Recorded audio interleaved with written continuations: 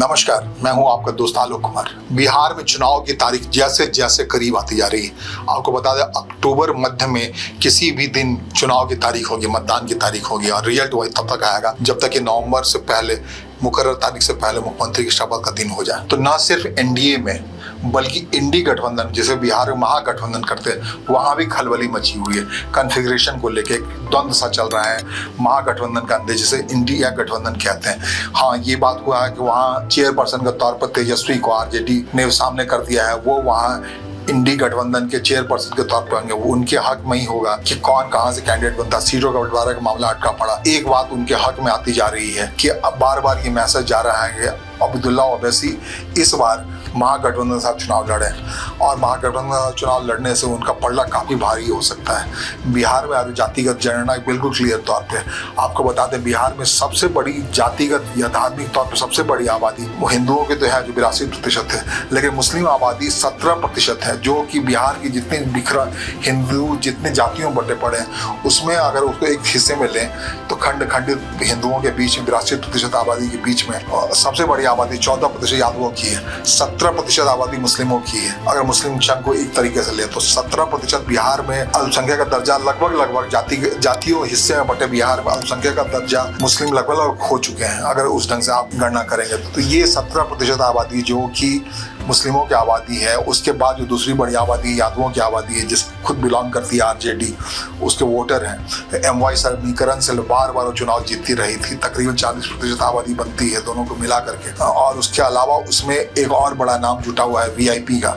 VIP party जो कि मल्लाहों की पार्टी 8% का आसपास उसकी आबादी कही जा रही है बिहार में। वो स्पष्ट नहीं है, लेकिन फिर भी पूरे एरिया में यूपी से लेकर के बिहार, ये पूरा गंगा बेल्ट है, वो मल्लाहों का इलाका है और इस हिसाब से इनकी आबादी बहुत बड़ी है। तो उस आबादी के इन आबादी को, इन जनसंख्या को देखेंगे आप। हाँ, अलग बात है कि मल्लाहों को पिछली बार मल्लाह, ये वीआईपी पार्टी जो मुकेश मल्लाह की पार्टी है, वो पिछली बार एनडीए के साथ थी। तो ये नतीजा ये निकला कि तमाम लोग, उसका अध्यक्ष को छोड़ के तमाम लोग टूट करके भारतीय जनता पार्टी में चले गए, अकेले अध्यक्ष महोदय रह गए। तो ऐसा है, वो अभी जैसे मुजफ्फरपुर के सांसद हैं, ये सारे लोग, वहाँ सानी एक बिरादरी है, ये सारे लोग भारतीय जनता पार्टी के पास।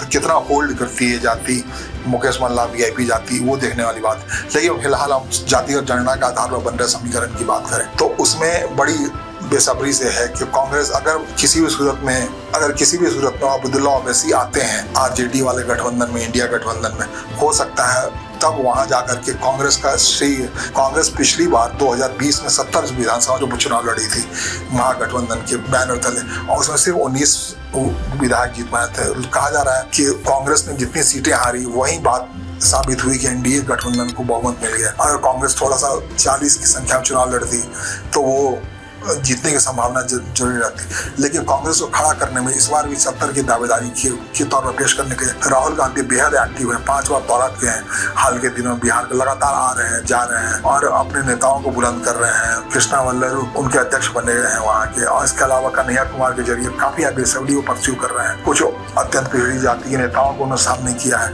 जिसमें से बिहार प्रदेश अध्यक्ष बनाए गए हैं राजेश कुमार। उन सबके माध्यम पर कांग्रेस एक बार फिर से चाह रही है कि महागठबंधन में रहे, वो तो एक मैसेज के साथ रहे, वो अपने पैर पे खड़ी है। सब इस बात की लगातार कोशिश हो रही है। लेकिन महागठबंधन के अंदर अगर ओवैसी आते हैं तो वह कम से कम वो 40 सीटें मांग रहे हैं। वो 40 सीटें कहाँ यहाँ पर देना संभव है, नहीं है ओवैसी पार्टी को, ये क्योंकि सीमांचल का इलाका तकरीबन 60 सीटें ऐसी कही जा रही हैं बिहार में जो मुस्लिम बहुल हो चुकी हैं, जहाँ पे अब्दुल्ला ओवैसी की दावेदारी मजबूत बनती है। उसमें से वो चाह रहे हैं कि हमें 40 सीट दे दो। तो 40 सीटों में से वो कह रहे हैं कुछ सीटों को हिंदू कैंडिडेट भी लड़ाना चाह रहे हैं। कहते हैं कि अब्दुल्ला ओवैसी फिलहाल केंद्र सरकार नरेंद्र मोदी के एम्बेसडर बनकर के विदेशों में परस्यू कर रहे हैं, ऑपरेशन सिंदूर के भाग में बातें कर रहे हैं, राष्ट्रीयता के बोध के साथ बात कर रहे हैं, चाहे तौर पर उनका वोट बैंक बढ़ा होगा बिहार में, और बिहार चुनाव में उनकी परीक्षा होनी है।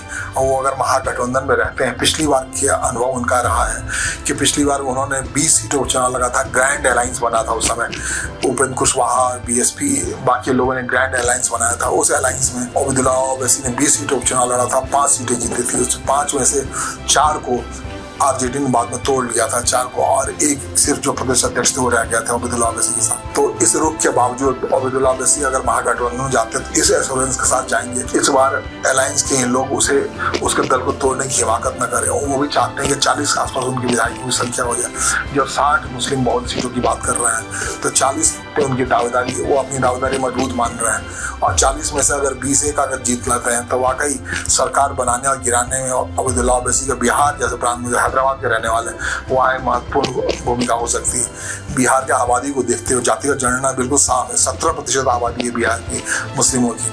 तो आप समझ सकते हैं ओबैदुल्ला ओवैसी की अहमियत कितनी बढ़ रही है। अगर महागठबंधन लाते हैं तो उस अहमियत के जरिए उनको ज़्यादा स्ट्रीम मिलेगा। जब ज़्यादा स्ट्रीम मिलेगा तो उनके तो आरजेडी का हिस्सा तो घटेगा, कांग्रेस का हिस्सा जरा घटेगा, और कितना कटता ये देखने वाली बात है। बिहार में सरकार चलाने के लिए 243 सीट वाले बिहार विधानसभा में जिस हिस्से के पास 123 124 सीटें होंगी वहीं सरकार बनाएगी वहाँ। तो इसलिए बहुत महत्वपूर्ण है कि अलग छोटे छोटे कैसे लोगों को समाजित किया जाए। अब तक 6 दल हैं और ओबैदुल्ला ओवैसी अगर ज्वाइन करते हैं वहाँ, उनका MQN वहाँ से ज्वाइन करता है, MIM अगर ओबैदुल्ला ओवैसी के MIM अगर महागठबंधन ज्वाइन करता है तो 7वां दल होगा। 7 दल इधर हुए और एनडीए में 5 दल बताए जा रहे हैं। 5 दल अपने हिसाब से चुनाव लड़ेंगे। ये मुकाबला होना है बिहार में, और ये किस लाइक फॉर्म में है अगले महीने, अगले 30 दिन में ये सब कुछ क्लियर हो जाएगा।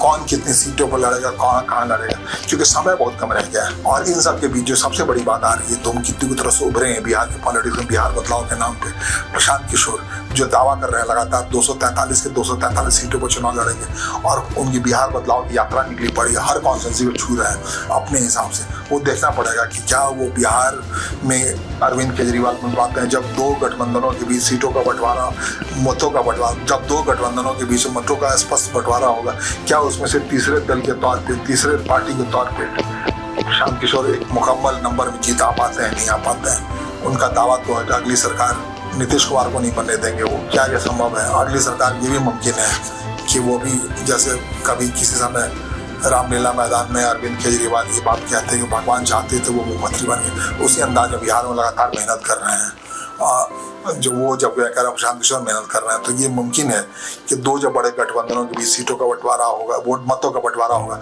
उसमें प्रशांत किशोर की किस्मत कितनी चमकती है।